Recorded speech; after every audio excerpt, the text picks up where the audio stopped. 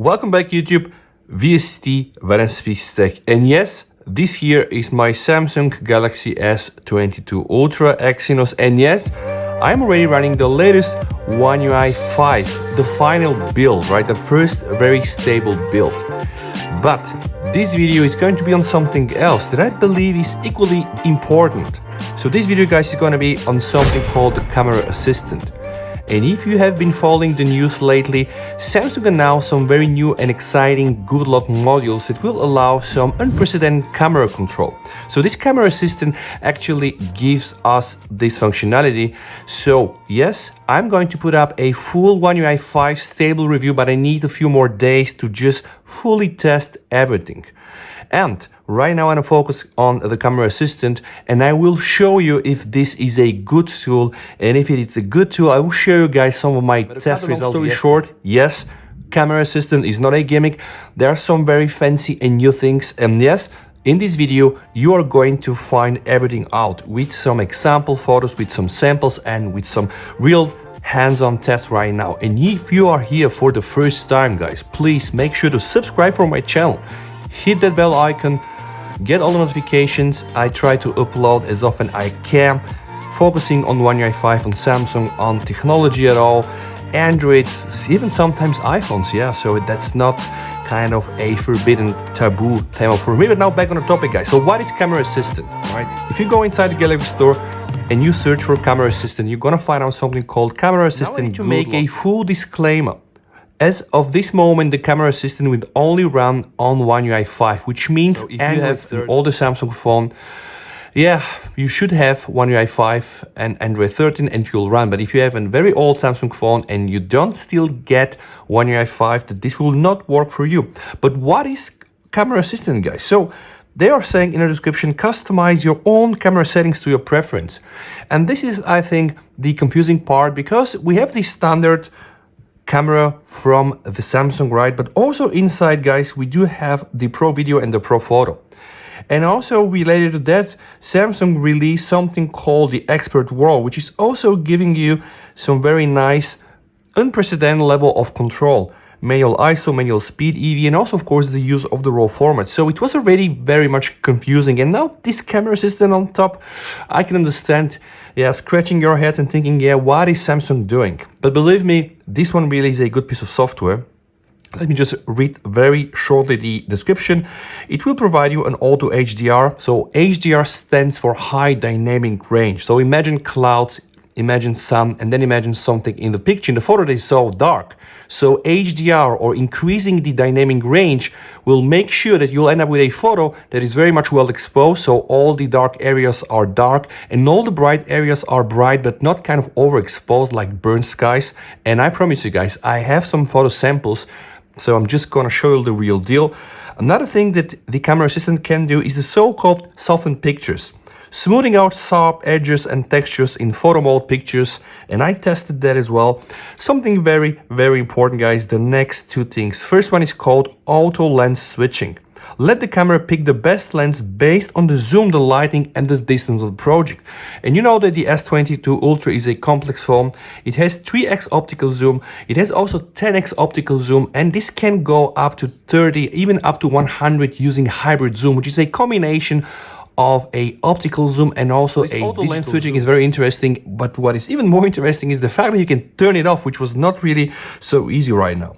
And then you have something, guys, called faster shutter. And I do believe that a lot of the Sammy fans out there will like that one. Speed up the shutter by capturing fewer frames, though this comes with a disclaimer that it might decrease the picture quality. Okay, guys, let me just show you the real thing. So once you manage to install this on your phone, it will create a separate icon where you go inside and you can find all these goodies, all right? And I'm gonna go back to this, and like I promised, I have some real examples, real samples. But also, when you start your camera, guys, and you go inside the settings, scroll down a bit, you're gonna find something called Camera Assistant. So this will pretty much launch the same application. The first feature is the Auto HDR. So we should be able to capture more details in the bright and dark areas of the picture and videos. And now it's time for some samples. That's a photo that I took yesterday with the HDR off. And as you can see, I'm just standing right in front of the sun, and of course I cannot even see the sun, but here this area is really burnt out. Okay, so what happens when I turn the auto HDR, guys? I mean, yeah, you can just see for yourself. So right now I get a very good focus on the sun, and remember, this is really like a direct hit of the sun hitting my optics and my lens and my sensors, right? So I think that the quality is really stunning. So this is what you get without the HDR.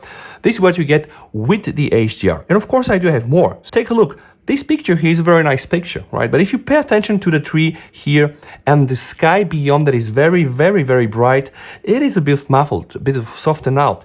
But with the HDR, guys, see the contrast really increased. So again, like all these dark areas from the photos are being captured properly. And of course, I have more examples. This is also one of my tests, guys. This photo is shot without the HDR, so we still have here the sun. It's the setting sun, but it's still the quality is not so good, and this area particularly feels a bit overblown. But when the HDR is turned on, guys, yeah, you can just see it gets really pretty much dramatically improved. This is probably the best example. Now I'm using the front camera and I'm shooting myself without the HDR. The photo is actually quite nice. I mean, all the outlines, the cutouts are nice, but you see the sky? I mean, there is no sky, it's just like this white area. What happens when I turn the HDR on? Well, yeah, you can immediately notice, guys, on, we not only have a sky, we have here some clouds, and even I think the trails of some passing airplanes. So this is really the power of auto HDR on and off. Like if you shoot with HDR on, then you're gonna get some dramatically improved high dynamic range, and of course also better photos. All right, now the next option, guys, is the soften pictures. So let's try to see what this does. It should smooth up sharp edges and textures in the photo mode, and of course I have an example to show you. This is also a picture I did yesterday. I think this is using the 10x zoom. So without the soften, guys, you can just see all the fonts here in Cyrillic are pretty much readable and they don't look bad at all.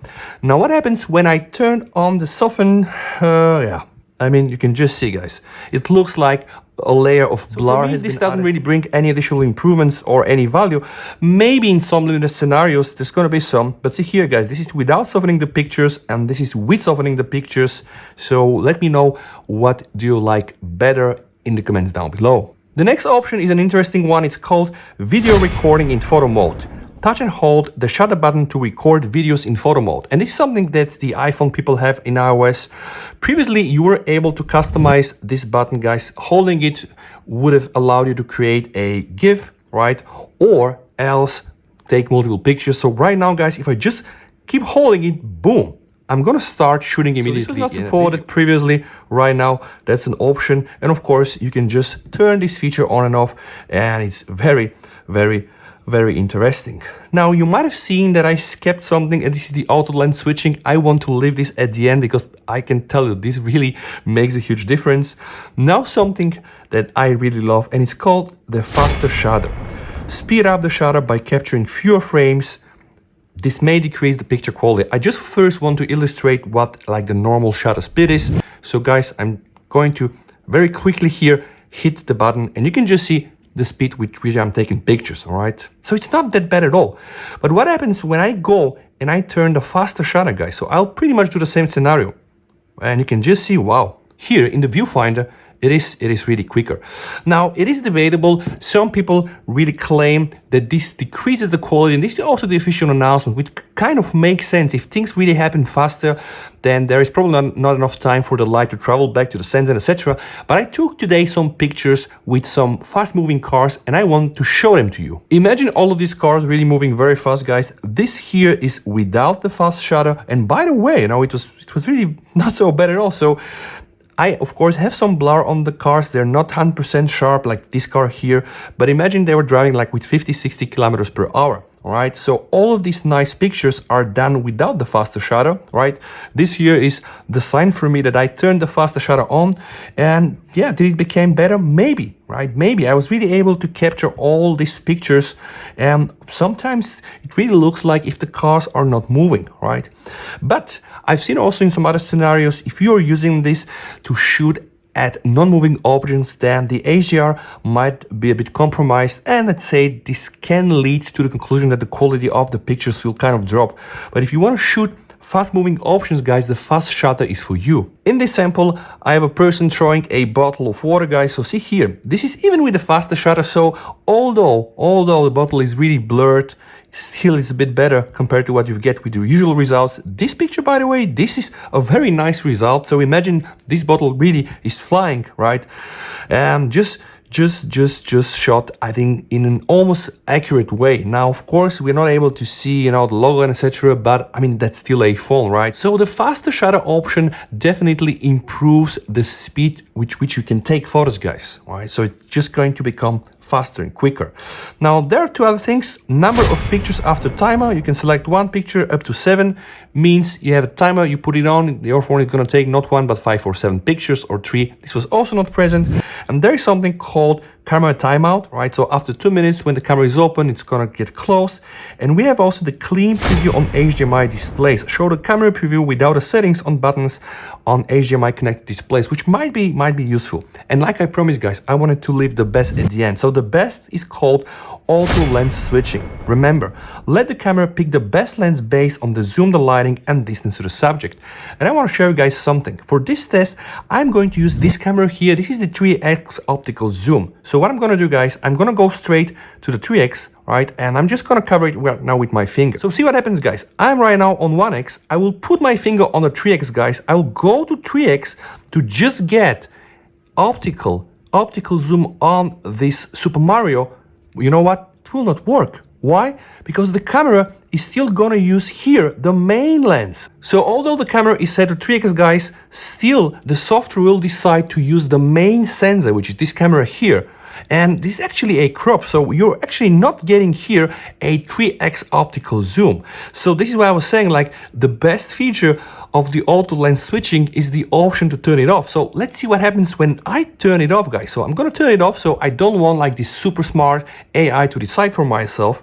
So I'm gonna go back to 1, guys. I'm going to cover now the 3x camera, and I'm now at 1x, all right? So this is again coming from the main sensor. See, that's the 1x. Covering again the 3x camera, and I will now go to 3x, and boom. See, guys, this right now will give me absolutely the optical 3x camera. So see, if I cover right now the main sensor, see, nothing will happen. But if I cover the 3x camera, guys, it will mean, yeah, that you can use really your 3x optical zoom, which was not possible before. And now don't get me wrong, the software is clever enough, and it even has this focus enhancer on to decide for you what is better. But even with the focus enhancer, when I go to 3x, guys, and I try to cover the camera, yeah, see, still 3x is not going to be used. So if you want to fully utilize 3x optical zoom, and probably even 10x, then yeah, this auto lens switching is gonna be like a God bless. And guys, I do really hope that you like videos like this, and if that's the case, don't hesitate, subscribe for the channel, guys. Don't forget to come back for the full One UI 5 review.